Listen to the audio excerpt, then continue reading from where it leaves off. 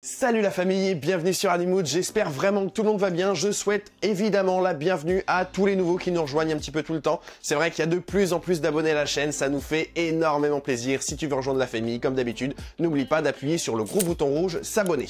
En attendant, aujourd'hui, on se retrouve pour une nouvelle installation sur un nouvel animal. On vient d'acquérir un gecko léopard. J'avoue, c'est un petit peu notre premier gecko léopard, donc on va vous montrer comment est-ce qu'on va faire son installation. Son installation va bien sûr être une installation typique pour des débutants. Bien débuter, bien s'habituer à son gecko léopard, histoire d'avoir les bons réflexes dans un premier temps, et surtout une installation qui va pas trop te prendre la tête et qui va être plutôt sympa. En attendant, j'espère vraiment que t'es prêt, c'est parti!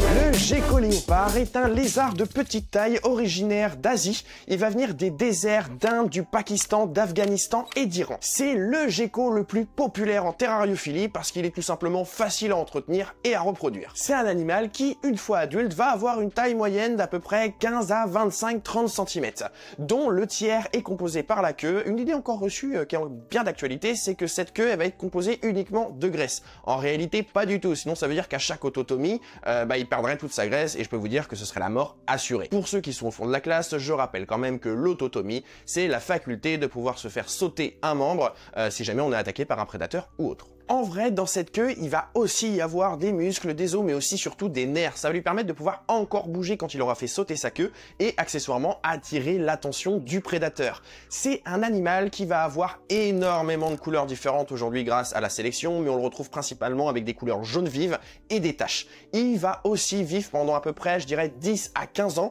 et les mâles ont la particularité de vivre un petit peu plus longtemps. Le gecko léopard est un animal terrestre et nocturne. Il va pas forcément vivre dans des zones qui sont désertiques, mais plutôt des zones qui vont être semi-désertiques. C'est un animal qui est docile et facile à manipuler, ce qui fait que c'est une très bonne option pour les débutants. La nôtre, c'est une jeune gecko léopard qui est née en août en captivité chez un ami et il a décidé de nous en faire cadeau, donc franchement on te remercie énormément parce que c'est un magnifique cadeau.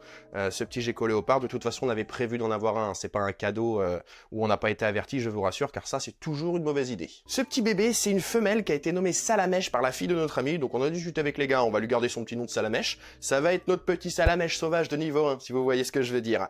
C'est d'ailleurs une petite particularité que je trouve cool chez ce petit lézard, je vais vous la dire, c'est qu'en fait il a des paupières. Les paupières, ça va lui donner la faculté de pouvoir fermer les yeux, et j'avoue que quand on le regarde de face, ça lui donne une bouille qui est vraiment adorable. Maintenant, on va pouvoir s'intéresser au matériel technique que je vais vous présenter pour pouvoir faire notre installation. Le matériel technique, donc ça va comprendre le terrarium, qui va mesurer 60 cm sur 45 cm sur 45 cm sur 45 cm de haut. Habituellement, c'est vrai qu'on recommande souvent pour commencer un 45-45-45. Moi, je trouve que 60, c'est vraiment pas mal pour un gecko léopard. En deuxième, on va aussi avoir le système de chauffage. Lui, il est réellement primordial pour votre gecko léopard. Je rappelle qu'il vit dans des zones qui sont semi-désertiques, ce qui veut dire que c'est des zones où il fait quand même relativement chaud. Effectivement, c'est un animal qui est nocturne, donc il va pas se mettre directement sous le soleil. C'est pour ça que ça sert pas forcément à grand chose d'utiliser une lampe chauffante par exemple. Lui, il va plutôt venir en fait se coller sur une paroi qui va être déjà chauffée au préalable, et par exemple une fois que le soleil va se coucher, que l'ombre est tombée sur cette paroi, lui le gecko léopard il va sortir, il va venir se coller, comme ça il va venir se réchauffer. L'idéal du coup pour lui, ça va être d'utiliser le tapis chauffant. Le tapis chauffant, donc celui-ci il est un petit peu grand, mais c'est tout à fait normal. Ça c'est plutôt cool parce que ça va bien diffuser la chaleur sur tout le sol et lui il va correctement se réchauffer parce qu'il a été fait pour ça tout simplement. Le tapis chauffant, donc lui on va venir le glisser en dessous le terrarium. C'est ultra important pour éviter qu'il vienne se brûler. En plus de ça, on va pas venir le coller parce que sinon ça pourrait créer un point de chauffe et venir casser le verre. Ça nous était arrivé d'ailleurs sur le tout premier terra qu'on avait utilisé sur Sarada. Le tapis chauffant, il était un petit peu trop collé, il a trop chauffé, il a venu péter le verre, donc on veut pas que ça recommence. Surtout, ne le collez pas. Et en fait, le tapis chauffant, lui, va devoir représenter une taille d'à peu près un tiers à maximum la moitié de la surface au sol de votre terrarium. Comme ça va vous permettre de pouvoir avoir un point chaud et un point froid. Mon tapis chauffant, lui, je vais venir le mettre à droite, donc en dessous le terrain, je vais pas l'installer là parce que c'est un peu galère d'accéder derrière, je le ferai juste après. Mais moi, ça va me permettre de pouvoir avoir mon point chaud et mon point froid. En sachant que, comme je vous ai dit, les températures que je souhaitais, c'était 30 à 32 degrés. Pour être sûr que j'ai pas de problème, je vais donc brancher mon tapis chauffant à un thermostat. Le thermostat, lui, il est là pour c'est un petit peu la solution miracle du chauffage. Je vais venir brancher mon tapis chauffant dessus, je vais venir brancher mon thermostat à ma prise électrique, je vais venir mettre la sonde du thermostat à l'intérieur du terrarium juste au-dessus du tapis chauffant. Ça va permettre de faire en sorte que lui contrôle la température et dès que j'ai atteint la température souhaitée, il va venir éteindre le tapis chauffant. Dès que la température descend un petit peu trop, il va venir allumer le tapis chauffant, ce qui fait qu'il va osciller toujours entre 29-30 jusqu'à 32 degrés maximum, comme je te l'ai précisé juste avant. En sachant que ce modèle de thermostat, il est ultra cool parce qu'il va faire une température de jour et une température de nuit. C'est assez important, enfin entre guillemets, non, c'est pas totalement important. Tu pourrais juste couper ton chauffage la nuit, ce sera, je pense, assez suffisant, surtout si t'es pas des températures de 16 degrés chez toi. Mais si t'es aux alentours un petit peu comme nous, de 20 à 25 degrés, tu pourrais juste couper ton chauffage la nuit, je pense que ça ferait l'affaire. Par contre, celui-ci, si tu veux vraiment le top du top, tu prends un jour-nuit, et comme ça, la nuit, il va venir descendre tes températures sur une autre plage de température qui va être plutôt aux alentours de 22 à 25 degrés. Franchement, je trouve que ça, c'est réellement le top pour eux, et toujours avec un point chaud et un point froid. Malgré que ce soit un lézard nocturne, on va quand même avoir besoin de lui créer une photopériode, parce que je peux t'assurer d'une chose, s'il est nocturne et que tu le mets 24 heures sur 24 dans l'obscurité, il va pas kiffer du tout. Donc il va quand même avoir besoin d'une photopériode, c'est assez important pour lui. C'est pour ça qu'on va lui mettre un éclairage. On a choisi tout simplement une galerie Exotera qui est juste là, qui est ultra poussiéreuse, mais bon, ça c'est pas trop grave. Et à l'intérieur, on va avoir deux ampoules Natural Light. Alors, je vais pas forcément vous la retourner parce que là, ils sont allumés. Attends, je vais l'éteindre. Hop. Voilà, on a deux ampoules donc Natural Light qui sont juste ici, qui vont permettre de pouvoir diffuser un éclairage qui va être naturel, c'est-à-dire sur des températures de couleur qui sont proches de celles du soleil. En plus, on va aussi nous ajouter de l'UV. C'est vrai qu'à ce niveau-là, je vous dirais qu'il y a plutôt deux écoles. Il y a ceux qui vont mettre avec UV, ceux qui vont mettre sans UV. Bon, bah vous le savez, nous, quand il y a deux écoles, on fait nos propres tests. Donc, dans un premier temps, on va essayer avec des UV. L'UV qu'on a choisi, hop, j'ai la carton qui est juste ici, parce qu'elle est déjà allumée aussi. C'est tout simplement une marque de chez Zomed. C'est de l'UVB 5.0. Ça veut dire que ça va diffuser, en plus de l'éclairage, 5% d'UVB. Pas forcément mettre beaucoup plus, de toute façon c'est un animal qui va rester caché quand il va y avoir de la lumière, donc je suis quasiment sûr personnellement qu'il va pas aller s'exposer aux UV, mais néanmoins on sait jamais, on va préférer faire nos propres expériences, c'est pour ça qu'on a décidé d'utiliser de l'UVB. Au niveau d'éclairage, c'est vraiment tout ce qu'il y a besoin, pas besoin de lampe chauffante, vous le savez, on a utilisé un tapis chauffant comme je vous l'ai dit. En plus, ça c'est très important pour le gecko léopard, il va falloir que vous achetiez une boîte à mue, Vous pouvez très bien la faire vous-même, hein. Il y a plein de tutos sur internet pour fabriquer votre boîte à mue vous-même. Nous on avait décidé de l'acheter parce qu'on trouvait ça vachement plus esthétique. On avait vu la photo sur le site, elle était trop canon. On a reçu ça. C'est tout lisse. Enfin, un peu rugueux, mais je vais pas dire à quoi ça me fait penser, mais voilà, c'est pas très esthétique. Enfin bref, à l'intérieur, on va pouvoir mettre soit de l'humus de coco par exemple, de la fibre de coco, on va aussi pouvoir mettre par exemple de la sphène. Tout ça, on va l'humidifier, on va pas le mouiller, on va juste l'humidifier. Et comme ça, le gecko léopard, il va venir se mettre à l'intérieur, se cacher dedans. Ça va permettre de faire en sorte de ramollir un petit peu sa peau. Et lors de sa mue, ça va beaucoup la faciliter. C'est très important de l'utiliser, ça, tout simplement parce que si vous ne le faites pas, la mue peut mal s'enlever et ça peut venir faire des garrots sur certaines parties de son corps, comme ses doigts, sa queue ou alors tout simplement ses bras, même le cou. Et quand ça fait un garrot et que le sang circule plus, bah au bout d'un moment, il y a plus de papate. Enfin, si c'était sur la papate, si c'est autour du cou, vous imaginez bien que votre gecko, il va pas pouvoir vivre sans tête. Donc, faites très attention, utilisez bien une boîte à mue, veillez toujours à ce qu'elle soit bien humidifiée. Nous, on va la mettre à l'intérieur du terrain tout à l'heure quand on le fera, et c'est important de la placer au niveau du point froid. Maintenant, pour pouvoir mettre en place tout le terrarium, on va déjà commencer par le sol. Pour le sol, hop, pour se faciliter la vie, histoire que ce soit beaucoup plus simple pour toi en tant que débutant et même pour nous, hein, se faciliter vraiment la vie, on a choisi de la fibre d'aspen. Alors ça, c'est un bois qui a la particularité de pouvoir être ingéré, entre guillemets, attention. En fait, si jamais ton animal, au moment du nourrissage, pendant qu'il va venir chasser, il ingère un petit peu de sol, ce qui arrive très souvent avec le gecko léopard, eh bien, si jamais il en ingère un petit peu, celui-ci, il va se dissoudre dans son intestin, enfin dans son estomac, et du coup, il ne pourra pas faire d'occlusion intestinale. Chose qui pourrait arriver avec d'autres sols, parce que tu pourrais utiliser autre chose. Tu pourrais utiliser du sable, de l'excavator, ce genre de choses. Il y en a d'autres encore, comme d'autres éclats de bois. Mais en fait, tout cela, si jamais il vient en ingérer, tu as un risque, ça arrive pas à chaque fois, mais un risque d'avoir une occlusion intestinale. Et ça, c'est pas vraiment cool puisque à chaque fois c'est fatal. En attendant, je vais pouvoir le mettre à l'intérieur et là pour l'ouvrir le sac, j'ai une petite technique bien particulière, un petit peu magique, je vais te montrer ça. Hop. Hop. Tada! Alors, pour le mettre à l'intérieur du terrain, bon bah, tu te doutes bien que c'est pas vraiment très compliqué. Le truc, c'est que t'as pas besoin d'avoir une épaisseur de 10 cm de sol. Moi, je vais le mettre, hop, à l'intérieur. Je pense que ce sac-là, ça devrait largement suffire. Voilà, je le mets à l'intérieur. Tu vois, il est déjà un petit peu compact, ce qui fait que ça prend pas forcément beaucoup de place dans le sac. Mais une fois que je le répands un petit peu partout, voilà, je me rends compte que ça prend vraiment beaucoup de place à l'intérieur de mon terrain. Donc là, hop, j'essaie de l'aérer un petit peu. Je le répands un petit peu partout, ça va me faire 3-4 cm d'épaisseur de sol, donc ça c'est plutôt cool, puisque au niveau de l'entretien, je te l'expliquerai un petit peu tout à l'heure, mais tu vas voir que ça va vraiment te faire gagner beaucoup de temps. Maintenant, je vais pouvoir aller disposer des éléments qui vont être là pour le bien-être de mon gecko léopard. Déjà, on va commencer par les grottes. Alors, je te l'ai dit, il y a un point chaud, un point froid, je te l'avais dit aussi, il fallait des grottes, une au moins au point chaud, une au moins au point froid, c'est pour ça qu'on a deux belles grottes. Alors ça, c'est des grottes qui ont été faites maison. Et, oh là, elles ont été faites maison donc par Alban et Brian, donc ça c'est plutôt cool. C'est un petit projet qu'ils ont en ce moment tous les deux, donc franchement ça c'est vraiment pas mal. En plus par-dessus, on est venu mettre de l'élastopure, enfin ils sont venus mettre de l'élastopure, pardon, histoire de la rendre vraiment complètement étanche et éviter que l'animal soit mis en contact avec des substances avec lesquelles il ne devrait pas forcément l'être. Donc ça vient vraiment créer une couche hermétique. Et par-dessus, ils sont venus mettre un petit peu d'excavator, histoire de lui donner un petit look un petit peu naturel. Et ça, j'avoue, je kiffe. La grosse qui est ici, donc celle-ci, je vais la mettre au point chaud directement. Je pense que je vais la mettre dans le coin juste ici. Et la deuxième, je vais venir la mettre, hop, à l'opposé, au point chaud et au point froid. Donc là, point froid et là, point chaud. Je rappelle que mon tapis chauffant est juste ici. Donc comme ça, quand mon lézard a un petit peu trop chaud, et ben écoutez, il va venir à son point froid, il va venir se cacher en journée. Si jamais il a trop froid, il va pouvoir aussi venir se cacher directement à son point chaud. Et ça, c'est vraiment cool. C'est réellement le minimum. Si tu veux, tu peux lui offrir encore plus de cachettes. Tu pourras en mettre une troisième, par exemple, dans une zone un petit peu médiane. Mais ça, c'est pas obligatoire. Le minimum, c'est d'en avoir deux. Une ici et une là, comme je te l'ai indiqué. La deuxième chose qui va être très importante pour le bien-être de ton gecko léopard, je t'en avais déjà parlé un petit peu avant, c'est la boîte à mu. Alors, la boîte à mu, nous, ce qu'on va mettre à l'intérieur, je t'ai dit, hein, tu peux mettre de la sphène, tu peux mettre de l'humus de coco, tu peux mettre de la fibre, plein de choses différentes. Nous, ici, donc là, j'ai mon petit mélange, c'est de l'humus de coco avec de la fibre de coco avec des chips de coco.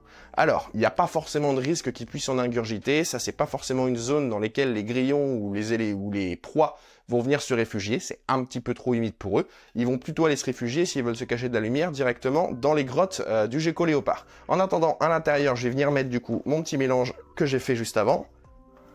Voilà, foutre un petit peu partout. Et une fois que j'ai mis ça dedans, je vérifie bien que ce soit bien humide. Moi, je l'avais préparé à l'avance, donc là, je sais que si je mets mon doigt dedans, voilà, c'est parfaitement humide. Je vais pouvoir refermer.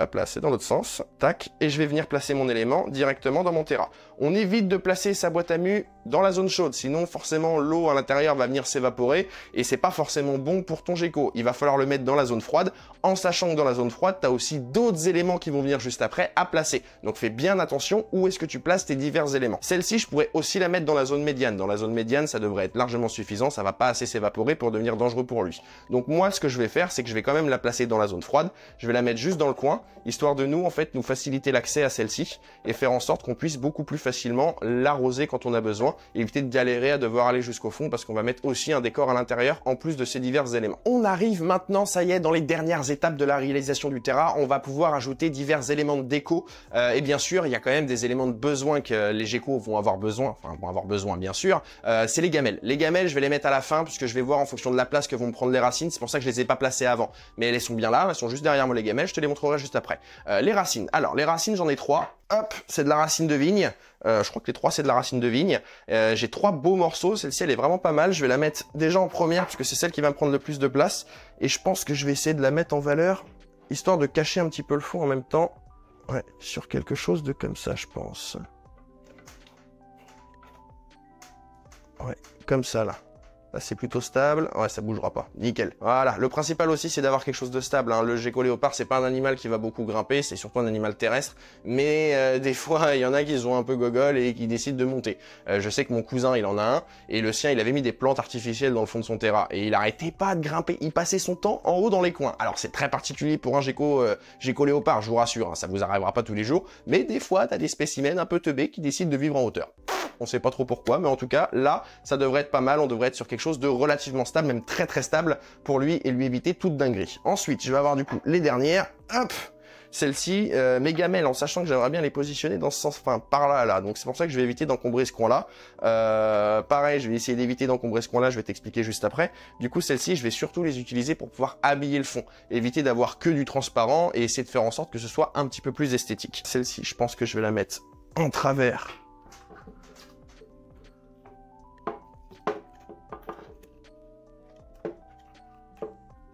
Voilà. Ah, juste entre les deux, c'est pas mal comme ça. Et celle-ci. Alors la couleur, elle est un peu différente des autres. Je sais pas si je vais l'exploiter finalement, celle-ci. Peut-être en la mettant dans le coin. Juste... Oh là.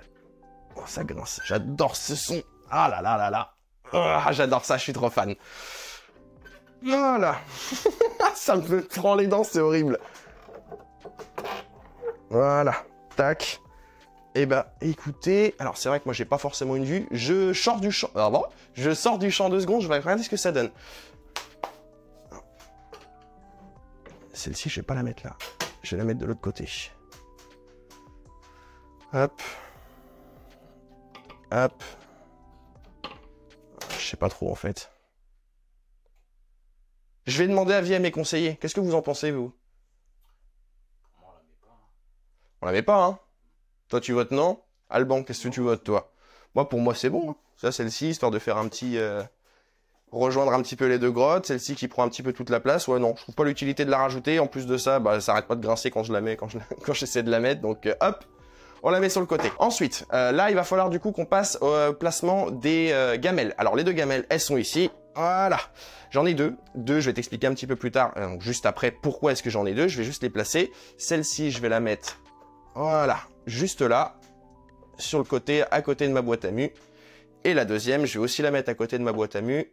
Voilà, juste ici. Maintenant que j'ai placé un petit peu tous mes éléments, ce que je vais pouvoir faire, ça va être de refermer les vitres de mon terrarium et je vais attendre que toutes les températures remontent. Pendant que toutes les températures remontent, ça devrait prendre à peu près entre une demi-heure et 3/4 d'heure, le temps que le tapis chauffant chauffe bien tout ce qu'il faut. Je vais t'expliquer un petit peu toutes les dernières choses qu'il y a à savoir pour correctement t'occuper de ton gecko léopard. Je vais te faire un petit point maintenant sur l'alimentation. Il faut savoir que le gecko léopard, en fait, il est insectivore. Tu vas pouvoir, par exemple, lui donner des grillons. J'en ai juste ici, des petits grillons. Tu vas aussi pouvoir lui donner des vers de farine. Attention, par contre, parce que c'est relativement gras. Tu pourras lui donner aussi des blattes Red Runner. Attention, par contre, parce que ça s'évade à mort et c'est increvable. Donc, faites très attention. Sinon, vous pouvez aussi lui donner des petits criquets, des tout petits criquets. Ça, ils en raffolent aussi, ils aiment bien. Donc, varier un maximum leur alimentation. Ça, c'est un petit peu le secret pour qu'ils soient en bonne santé. C'est très, très bon pour eux de bien varier leur alimentation au maximum. Petit détail, en termes de nourrissage, je te conseille de lui donner à manger 1 à 2 fois par semaine. Alors t'as pas besoin d'y mettre toute la boîte, tu peux en mettre 3 ou 4, ce sera largement suffisant. De toute façon, il n'y a pas forcément beaucoup de risque d'obésité avec le gecko léopard, il y en a quand même un petit, je vais t'expliquer, parce que lui, une fois qu'il a assez mangé, il va arrêter, il va pas se suralimenter sur le moment. Par contre, tous les jours, il risque d'avoir un petit peu faim, et si tu lui files à bouffer tous les jours, là, tu risques d'avoir des problèmes. Pour un gecko léopard de la taille que celui qu'on a, c'est-à-dire un gecko qui est pas encore adulte, là par contre on va pouvoir le nourrir tous les jours, tous les 2 jours, histoire que lui puisse bien grandir, bien s'alimenter et que tout se passe bien par la suite. En sachant qu'on lui donne pas forcément encore beaucoup de grillons, c'est surtout des vers de farine, parce que c'est une proie qui est très facile à chasser pour lui, ça bouge pas beaucoup, donc vraiment c'est beaucoup plus facile pour lui. Petit détail en plus, ce que je vous conseille, c'est 1 fois sur 3 à chaque fois que vous l'alimentez, je vais déjà ranger les petits grillons, voilà. Donc 1 fois sur 3 à chaque alimentation, vous allez lui saupoudrer ses proies avec des vitamines spécialement faites pour lui. Ces petites vitamines là, il faut faire attention parce qu'elles vont exister sous 2 formats, avec vitamine D3 et sans vitamine D3. Donc faites très attention à ça, de toute façon je vais te l'expliquer juste après. Maintenant, on va pouvoir découvrir l'utilité des gamelles. Bon bah je pense que tu t'en doutes un petit peu quand même, mais je pense aussi que tu dois peut-être te poser la question de pourquoi il y en a 2, surtout si tu débutes dans la terrariophilie. Alors je vais déjà venir les récupérer. Tac, la première, la deuxième, voilà. Donc là voilà, c'est bon, j'ai mes 2 gamelles. Celle-ci, donc la première, ça va être pour mettre toute l'eau à l'intérieur. Donc celle-ci, bien sûr, elle va être importante. Il va falloir la changer tous les jours, mais ça je vais te le redire un petit peu après. Et l'eau que tu vas mettre à l'intérieur, si tu utilises de l'eau du robinet, je te conseille de la faire décanter pendant au moins 24 heures, même 48 heures, histoire de retirer tout le chlore qui va pouvoir se trouver à l'intérieur. Ça enlèvera pas forcément les métaux lourds si jamais tu vis dans une région qui est un petit peu pauvre au niveau de l'eau, mais par contre, ça enlèvera au moins le chlore, et ça c'est beaucoup mieux pour ton animal. Sinon, tu lui donnes de l'eau osmosée ou alors de l'eau en bouteille, ça fonctionne très très bien. La deuxième gamelle que j'ai juste ici, celle-ci, elle va être dédiée au calcium. Pour ton gecko léopard, il va être très important qu'il ait toujours à disposition dans son terrarium une dose de calcium. Cette dose de calcium, il va venir la manger, en fait, il va venir la lécher directement quand il en a besoin, quand il en ressent le besoin. Petit détail à savoir sur le calcium, et ça revient un petit peu à ce que je te disais par rapport aux vitamines juste avant. À l'intérieur, tu vas aussi pouvoir le trouver sous forme de 2 modèles, avec vitamine D3 et sans vitamine D3. La vitamine D3, c'est quoi? C'est ce qui va permettre de pouvoir fixer le calcium sur les os, ou alors pour lui, sur sa peau, à l'extérieur de son corps, puisque lui, il va avoir une mue. Il va faire une mue, donc il a une peau qui va le protéger beaucoup plus que nous, par exemple. Et en fait, à l'intérieur, cette vitamine D3 va venir fixer tout ça aux différents éléments dont il va avoir besoin, mais c'est surtout que cette vitamine D3, elle est déjà produite naturellement quand on utilise un système d'UVB. ce qu'on a juste ici. C'est pour ça que pour le moment, tant qu'on utilise de l'UVB, on va utiliser du calcium sans vitamine D3. Pareil, les vitamines, on les a prises sans vitamine D3. De toute façon, pour les vitamines, quoi qu'il arrive, je te déconseille de les prendre avec vitamine D3 parce que si tu utilises du calcium avec, et là avec, tu risques d'avoir quelques problèmes de survitamination. Ça peut arriver aussi, hein, méfiez-vous, la survitamination, c'est pas forcément bon comme la sous-vitamination. Je sais pas si c'est des mots qui existent, hein, mais de toute façon, on est là pour inventer des mots, on est là pour vous faire comprendre les choses beaucoup plus facilement, donc on s'en fiche un petit peu, tant que vous comprenez, c'est un petit peu le principal. En tout cas, le calcium qui est juste ici, je vais l'ouvrir et je vais mettre ça à l'intérieur. Pas besoin non plus d'y mettre une dose de cheval, le principal, c'est pas qu'ils se mettent dedans, qu'ils en mettent à en répandre à l'intérieur du terrain. Je vais mettre une belle cuillère. Allez, encore une petite, voilà. Histoire qu'il en ait un bon petit fond. De toute façon, lui, il va le sentir, il va venir directement au niveau de sa gamelle et il va venir le lécher dès qu'il en ressent le besoin. Hop, ça, la petite protection, c'est plutôt pas mal. Ça évite qu'ils mettent les pattes à l'intérieur, qu'ils se mettent à marcher dedans, qu'ils en répandent un petit peu partout dans le terrain. Ça va venir protéger, ça permet d'éviter les risques, mais ça les évite pas complètement non plus. Donc attention. Je vais remettre mes gamelles à l'intérieur du terrain, moi. Hop, la première. Celle-ci, pas de souci. La deuxième, alors attention, il y a de la flotte. Il faudrait pas que j'en foute partout.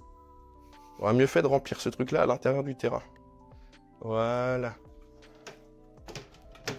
Hop. Et maintenant, au niveau de l'alimentation, je te le dis, tu connais toutes les choses principales pour pouvoir bien t'occuper et bien alimenter ton gecko léopard. Il y a quand même quelques petites choses supplémentaires que tu pourrais découvrir par la suite, suivant les habitudes ou alors les préférences de ton gecko. Donc c'est très important même de bien l'observer ton gecko pour connaître parfaitement ses habitudes. Maintenant, je vais quand même juste vous faire un petit chapitre sur la reproduction. J'ai 2-3 petites choses à vous dire. Déjà, si vous débutez, et alors ça, ce petit conseil, il n'est pas seulement valable si vous débutez dans la terrario, même si vous débutez avec un animal en particulier, il est valable ce conseil. Je vous conseille de bien observer votre animal, de le maintenir correctement, d'apprendre à correctement le maintenir, de bien l'observer pour pouvoir faire en sorte d'atteindre cet objectif qu'est la reproduction. Mais bien sûr, une fois que ça fera un certain temps que tu maintiens ton animal, que tu te seras renseigné encore et encore, là oui, tu vas pouvoir tenter la reproduction. Alors après, tu fais bien sûr ce que tu veux, je suis pas maître de tes décisions, tu choisis, tu fais les choix que tu veux, mais tout ce que je te dis là, c'est vraiment des conseils pour faire en sorte que ça se passe vraiment au mieux. Il faut savoir que oui, effectivement, la reproduction du gecko léopard, elle est dite comme facile,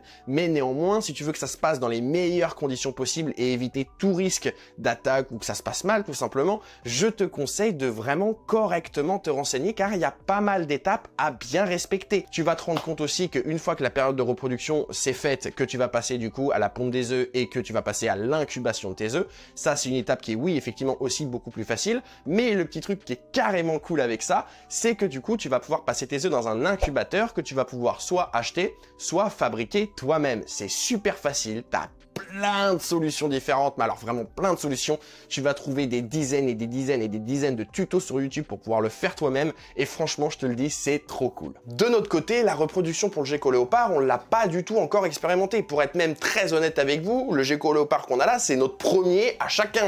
On n'a jamais encore maintenu cette espèce, donc on va rentrer forcément dans cette étape de découverte, d'observation, de renseignement effectivement de nous aussi.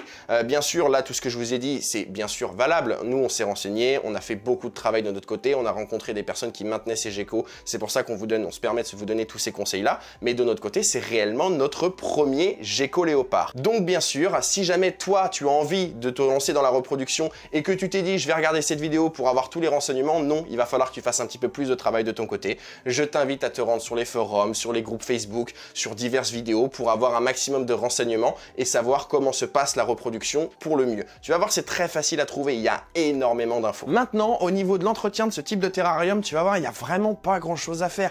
Tous les jours, déjà de base, tu vas devoir observer un petit peu ton terrain, mais ça, je te le dis, ça va pas forcément être le plus primordial. Ce qui est très important, c'est déjà de vérifier qu'il ait toujours du calcium à disposition. Ça, c'est vraiment important, même si tu en vois qu'il en reste un tout petit peu, n'hésite pas à lui en remettre une petite dose supplémentaire. Comme ça va faire en sorte que lui, il ait toujours la bonne dose à disposition si jamais il en a besoin. L'eau à l'intérieur de ton terrain, il va aussi falloir la changer tous les jours. Donc ça, fais très attention. Là, tu as vu la gamelle qu'on a, elle est pas très épaisse. Évite de choisir une gamelle qui est trop épaisse, ça c'est vrai que j'aurais dû te le dire un petit peu avant, j'y ai pas forcément pensé, mais les geckos léopards ne nagent pas très bien, donc évite de me prendre une gamelle qui fait 30 cm d'épaisseur, sinon là t'es sûr et certain que tu vas avoir une noyade à l'intérieur du terrain. Mais sur une gamelle comme celle-ci, voilà, il va falloir que je fasse un peu gaffe de pas foutre de l'eau à chaque fois partout. Sinon, après avoir nourri mon gecko, bien entendu, lui, une fois qu'il a mangé, il va falloir qu'il expulse un petit peu tout ça, donc dans les jours après l'avoir nourri, on va retrouver des excréments à l'intérieur du terrain. Ceux-là, on va pas attendre 10 ans avant de les retirer. Dès qu'on les voit, on les retire immédiatement. D'ailleurs, c'est pour ça aussi un petit peu l'avantage de ce sol, c'est que celui-ci, c'est très facile de pouvoir retirer l'entièreté des excréments. On enlève peut-être un petit peu de sol à chaque fois, mais bon, ça c'est pas très grave. T'as vu la quantité qu'il y a à l'intérieur du Terra, honnêtement, on va vraiment pas en manquer. Et bien sûr, moi ce que je te conseille avec ce type de sol, c'est qu'une fois tous les 6 mois, même tous les 7-8 mois avec ce type d'install, va falloir refaire complètement ton Terra. Il va falloir le refaire complètement. Pourquoi? Parce que lui, effectivement, il va déféquer à l'intérieur, mais il va aussi déposer énormément d'odeur. Au bout de 6 mois, je peux t'assurer d'une chose, c'est que ton Terra, il risque de sentir vraiment beaucoup. Donc là, il va falloir le refaire complètement. Les racines que tu as à l'intérieur, c'est pareil. Si jamais il se met à uriner dessus ou alors s'il se met à faire ses déjections dessus, elles vont avoir beaucoup d'odeur. Si jamais tu veux les retirer, c'est assez simple, hein. Tu les fais bouillir. Bon là, celles-ci, elles sont assez grosses parce qu'il va falloir des grosses marmites pour les faire bouillir. Sinon, tu les passes au lave-vaisselle sans aucun produit. Et là, je peux te dire une chose, à 90 degrés, tu n'as plus aucune odeur. Donc là, tu vois, en termes d'entretien, c'est très simple. La dernière chose, comme d'habitude, tu observes ton animal, tu profites avec lui. Là, lui, il est nocturne, donc tu vas pas forcément le voir beaucoup. Mais bon, si t'es plutôt du soir un petit peu comme moi, t'inquiète, tu vas pouvoir en profiter. Maintenant, dans cette étape qui est un petit peu particulière, parce que c'est un petit peu la première fois qu'on la met dans ce type de vidéo, là, je vais te parler un petit peu manipulation, acclimatation aussi, entre guillemets. Il faut savoir que l'étape où on change de terrain, on change d'habitat, on change d'environnement, c'est très stressant pour un animal. Là, il a plus les mêmes odeurs, plus les mêmes bruits dans l'endroit où il habitait, son environnement change complètement, malgré qu'il reste dans la même boîte. C'est pour ça que c'est très stressant pour eux. Il y a des petites choses à mettre en place pour leur éviter tout ça, mais surtout des petites choses à mettre en place pour que toi, plus tard, quand tu veux manipuler ton reptile, t'aies beaucoup moins de problèmes avec ça. Là, donc tu vois mon reptile qui est à l'intérieur de ma petite boîte, il va falloir dans un premier temps qu'il s'habitue à ma présence et à mon odeur. Donc s'il était dans ton terrarium, ce que je te conseille de faire, c'est d'ouvrir le Terra, tu mets tout simplement ta main à l'intérieur, lui il va rester à distance, il va voir qu'il y a ta main dedans, donc il va s'habituer à ta présence, mais surtout en mettant ta main, tu vas déposer ton odeur, et là il va s'habituer à ton odeur, et ça c'est très important pour eux, c'est un grand moyen de repère les odeurs. Ensuite, une fois que vous voyez que votre gecko, quand vous mettez la main à l'intérieur de votre terrarium, vous voyez que votre gecko est beaucoup moins stressé, il est un petit peu plus curieux, n'hésitez pas à essayer de le nourrir directement à la pince ou à la main, et voyez sa réaction. Il va pas forcément se jeter sur la nourriture directe, mais si vous voyez qu'il s'approche, qu'il hésite beaucoup moins, là on va pouvoir passer à l'étape suivante qui est beaucoup plus cool. Maintenant on va pouvoir du coup le manipuler, on va pouvoir l'attraper, mais déjà il y a 2-3 petites choses à vérifier. Fais attention à ton environnement qui se trouve autour de toi. Évite qu'il y ait des choses qui soient dangereuses pour lui, typiquement évite que ton chien traîne autour, évite que ton chat traîne autour, évite que le gamin mette un bazar pas possible autour. Voilà, il faut que ce soit un environnement qui soit assez calme, mais toi aussi de ton côté, fais attention que tu n'aies pas de distraction autour de toi, typiquement la télé, ce genre de choses, des choses qui pourraient attirer ton regard et le retirer de ton gecko. Une fois que tu as fait tout ça, une fois que tu es dans un endroit qui est très calme, là tu vas pouvoir, donc moi je vais ouvrir ma boîte et tu vas pouvoir l'attraper. Le petit gecko, voilà, il se trouve juste en dessous. Coucou toi, comment tu vas, c'est à la mèche, bonjour. Et pour l'attraper, tu vas tout simplement en fait glisser tes doigts en dessous de son corps. C'est très important de ne pas venir par le dessus. Là tu vois, je vais éviter de trop approcher ma main parce que sinon il va flipper. Parce que si je m'approche par le dessus, c'est un signe de prédation. Dans la nature, eux quand ils se font bouffer, c'est toujours par le dessus. Ils sont tout petits, ils sont toujours au ras du sol. Donc forcément le prédateur vient par le dessus et c'est très stressant pour eux. Donc ce que je fais, c'est je vais tout simplement venir glisser ma main, hop, juste en dessous et je viens l'attraper. Et voilà, une fois que je l'ai en main, je mets toujours tout ça à plat, histoire que lui il puisse se mettre en sécurité et pouvoir se rassurer. Donc là tu vois, une fois que j'ai bien ma main à plat, comme je t'ai dit, histoire de bien le sécuriser, si je veux, je peux venir l'attraper en glissant mes doigts au-dessous. Voilà, je l'attrape. Par contre, je fais toujours bien attention avec mon petit doigt de venir faire un support pour sa queue, parce que ça c'est un élément qui peut être assez lourd et ça peut venir le blesser si jamais elle se retrouve complètement dans le vide. Alors ça bien sûr, c'est si jamais tu débutes vraiment. Sinon bien sûr, ton gecko, tu ne viens jamais l'attraper par la tête et tu ne viens jamais l'attraper par la queue. C'est particulièrement dangereux de le faire, ça peut être venir les blesser très grièvement, donc fais très attention à ça. Toujours, tu viens l'attraper tout doucement, et si jamais tu dois venir l'attraper, tu glisses ton doigt en dessous, tu poses ton doigt juste au-dessus, hop, voilà, je l'ai attrapé, je maintiens un petit peu sa queue, et tout est bon. Là, vous voyez, comme on le voit là, il peut paraître particulièrement calme. Méfiez-vous.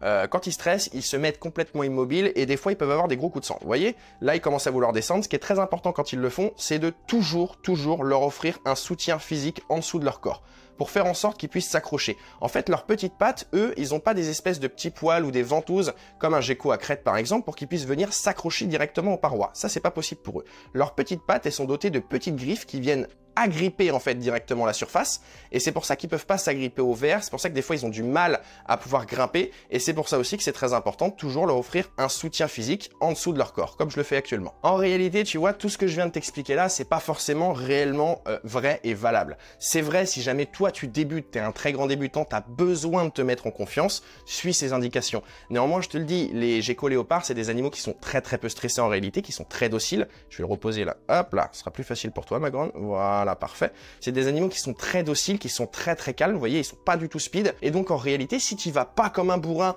et que bien sûr tu suis les bonnes indications pour l'attraper, c'est-à-dire que tu vas bien en dessous correctement, t'auras pas de problème. C'est un animal qui est très docile. Donc en réalité, toutes les étapes que je t'ai données, t'es pas obligé de les suivre, c'est réellement pour toi et uniquement toi te mettre en confiance. Bon, maintenant que j'ai fini d'un petit peu de t'expliquer tout ça, je vais pouvoir remettre le gecko à l'intérieur de son terra. Bien sûr, tu as vu sa taille, t'imagines bien que la taille du terra, c'est énorme pour lui. Je vais pas le mettre à l'intérieur directement, ça risquerait de le stresser. Je crois que je te l'ai déjà dit un petit peu avant. Ce que je vais faire, c'est que la boîte qui est juste ici, je vais la récupérer. Hop, je vais faire le tour. Je vais ouvrir mon terra et en fait, je vais glisser la boîte directement à l'intérieur. Ça va permettre de faire en sorte... Ah, par contre, elle va être un petit peu plus grande que ce que je pensais, la boîte. Comment est-ce que je pourrais faire ? Voilà. Elle va pas forcément bien rentrer comme je pensais. Hop là. Toi, je vais te remonter un petit peu. Voilà. Et je vais la mettre là. Voilà, c'est bon, c'est rentré. La boîte, en fait, je la mets ici. Pourquoi? Je la mets ici pour faire en sorte que lui, il ait toujours son environnement qu'il avait avant de devoir changer. Et je vais lui laisser le choix. C'est-à-dire que là, la boîte, je l'ai pas refermée. Je la laisse directement à l'intérieur. Et si mon gecko se sent assez en sécurité pour sortir de son premier environnement, il pourra aller explorer l'environnement qui est beaucoup plus grand. Venir se cacher directement dans les cachettes qu'Alban et Brian lui ont fabriquées. Et pourquoi pas aller dans sa nouvelle boîte à mu, aller se nourrir dans sa nouvelle gamelle de calcium, dans sa nouvelle gamelle d'eau, etc. Mais ça, j'ai pas envie de lui imposer. Il est assez petit comme ça, j'ai envie de lui laisser dans un bon environnement, j'ai envie de lui laisser le choix, et pour ça, j'ai fait laisser en fait cette petite place exprès pour pouvoir mettre la boîte et faire en sorte qu'il puisse en sortir seulement quand il le veut. La famille, un énorme merci d'avoir regardé cette vidéo. C'est vrai que là, c'était assez intense en termes d'informations, mais il y a beaucoup de choses à savoir sur le gecko léopard. J'ai essayé de vous condenser, j'ai essayé de vous vulgariser toutes ces informations-là. J'espère que j'ai été assez clair pour que votre gecko léopard puisse être maintenu dans de bonnes conditions. Je rappelle quand même que notre vidéo ne suffit pas. Je vous conseille bien évidemment d'aller vous renseigner encore ailleurs sur d'autres vidéos, mais aussi sur des forums ou alors sur des groupes Facebook directement. Bien entendu, la famille, si jamais ce genre de vidéo te fait kiffer, appuie à mort sur le pouce bleu et clique sur le petit bouton rouge s'abonner pour bien sûr recevoir une notification à chaque sortie de vidéo en appuyant sur la petite cloche. Et comme d'habitude, tu vas pouvoir nous rejoindre sur les réseaux TikTok, Instagram et Facebook pour avoir des vidéos, des photos, des news de tous les animaux qu'on a au studio. La famille, c'est moi, Matt, qui te va retrouver la semaine prochaine, dimanche 11 h. Je te fais des bisous. Ciao!